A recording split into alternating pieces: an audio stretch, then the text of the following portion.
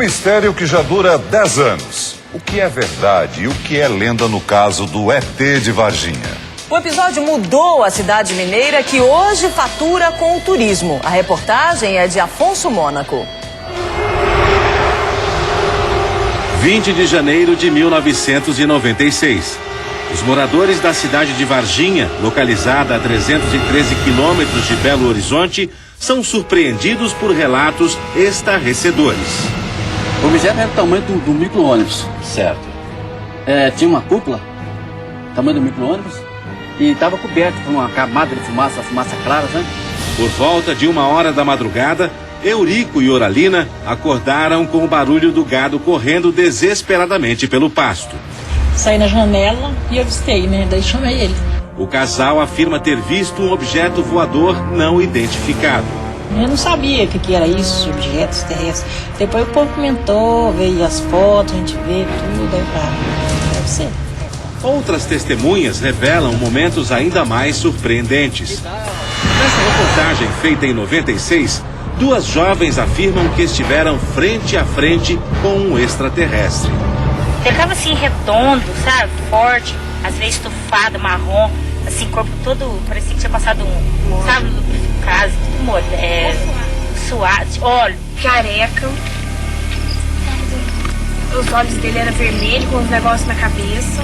Poucos dias depois da suposta aparição, acontecimentos inexplicáveis trouxeram ainda mais apreensão aos habitantes de Varginha. Um dos fatos mais misteriosos envolvendo a passagem dos ETs na cidade de Varginha aconteceu aqui no zoológico da cidade, exatamente neste local. Verdade ou mentira? O fato é que depois disso, vários animais apareceram mortos e as causas jamais esclarecidas. Uma anta, uma jaguatirica e 2 veados. Os 4 morreram num prazo de 10 dias. A necrópsia feita por este veterinário apontou morte por apodrecimento do estômago e intestino dos animais. Os laudos não acusaram a presença de nenhuma bactéria mortal. Poderiam ter ingerido alguma substância química, mas o que acontece? Como é que animais que ficam em locais diferentes, que são de espécies diferentes, que se alimentam de alimentos diferentes, ingeririam isso? Entendeu? Isso leva à suspeita. Isso leva a uma suspeita de que alguma coisa diferente aconteceu. Outro caso de morte sem explicação foi o do policial militar Marcos Xerezi, de 23 anos. Ele foi internado em março de 96 num dos hospitais da cidade.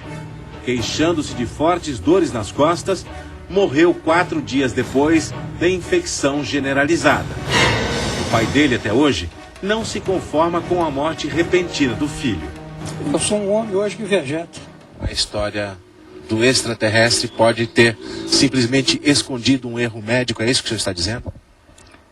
Olha, tudo eu acredito assim, que seja segurança nacional. Marcos Xerezi fazia parte do serviço reservado da PM Mineira, o P2. Ele disse que estava numa missão especial da polícia, portanto que não era para comentar sobre o caso, porque esse caso iria dar muito pano pelas mangas. Quer dizer, isso iria dar muito o que falar futuramente. Segundo a irmã, a missão era relacionada à chegada de extraterrestres, fato já esperado pelas autoridades. Eles sabiam antes dessa invasão. Quanto tempo antes? 9 dias antes. Dia 11 eles já sabiam que ia invadir o espaço aéreo brasileiro um objeto não identificado. Queria cair na região de Minas Gerais, só que não sabia o local exato onde iria cair. Jamais a Polícia Militar estaria trabalhando em investigação de algo que ainda iria acontecer. Isso a gente não faz. Este é o local onde um extraterrestre teria sido visto na parte da manhã e inclusive teria sido capturado pelo Corpo de Bombeiros. O outro, na parte da tarde, teria sido visto lá em cima daquele morro. Mas esta informação ficou apenas na boca das testemunhas, porque nenhuma fonte oficial confirma que o fato realmente tenha existido. O comandante do Corpo de Bombeiros estava de plantão naquele dia. Ele diz que não viu criaturas estranhas em Varginha. Para nós não chegou nenhuma mensagem, nenhuma ordem relativa a isso. E também não tive nenhum conhecimento a respeito desses fatos também. O ufólogo americano James Hurtak, autor de 20 livros sobre o assunto, fala sobre um acordo entre Brasil e Estados Unidos de apoio ao Comando de Defesa Aeroespacial Americano, o NORAD.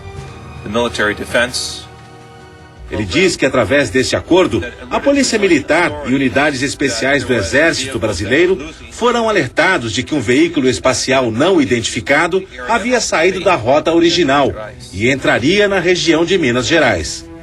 A informação permitiria às tropas militares reconhecer e capturar os ocupantes da nave.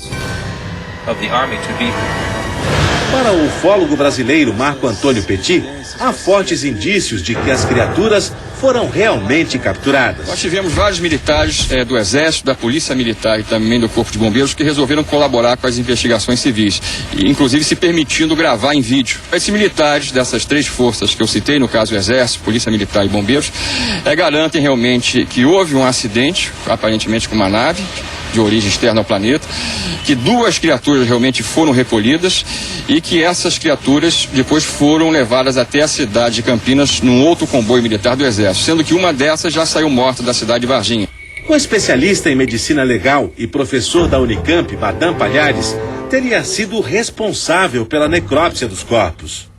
Isto nunca representou a verdade. Pode ser uma verdade para os ufólogos, né, que querem manter este padrão de procedimentos dentro da sua história, quando na verdade isso nunca aconteceu. Quase 10 anos depois, nossa equipe leva a Kátia de volta ao local da aparição. Ao chegar, estranhamente, ela se sente mal.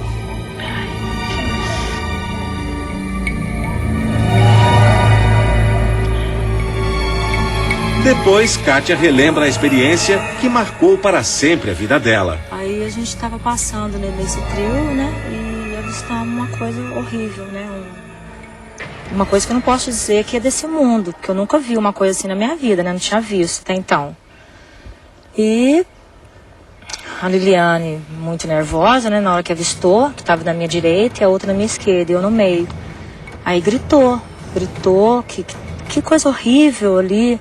Aí que eu olhei, é uma coisa assim, agachado, olhando para nós com os olhos vermelhos e com o corpo assim, bem assim, com as veias assim, bem exaltada, sabe? E não fez nenhum movimento, só com o pescoço, né? Coisa leve, assim, com o pescoço olhou para nós, mas foi o suficiente pra gente correr e gritar.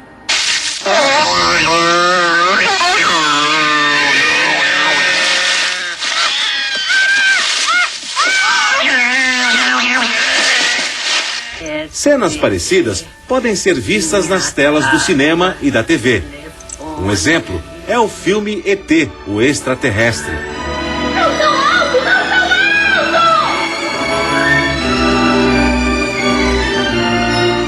alto! Ficção ou realidade?